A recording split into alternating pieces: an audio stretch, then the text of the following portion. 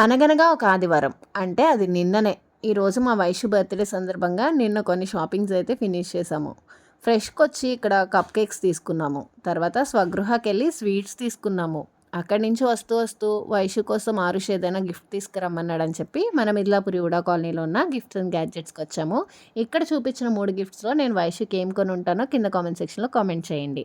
Gifts అయితే చాలా బాగున్నాయి. దారిలో వస్తుంటే ఏ వస్తువైనా రూ. 100కి, ఏ వస్తువైనా రూ. 100కి అని చెప్పి రోడ్డు మీద అమ్ముతున్నారు. మొదటిసారి మేము వస్తువులు కొనడము, అది కూడా ఇలా రోడ్డు పక్కన రూ. 100 వస్తువు కొనడము.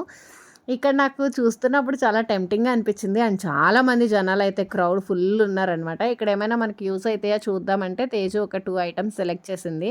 అందులో ఈ హోల్స్ ఉన్న బేసిన్ ఒకటి సెలెక్ట్ చేసింది. డెలికేట్‌గానే ఉంది కానీ ఏమైనా ఆకుకూరలు కడుక్కోవడానికి బాగుంటాయి కదా! వాష్‌కి యూజ్‌ఫుల్‌గా అని చెప్పి తీసుకున్నాను. ఈ ఐరన్ మూకిడి హెన్నా నానబెట్టుకోవడానికి బాగుంటుందని తీసుకున్నాను.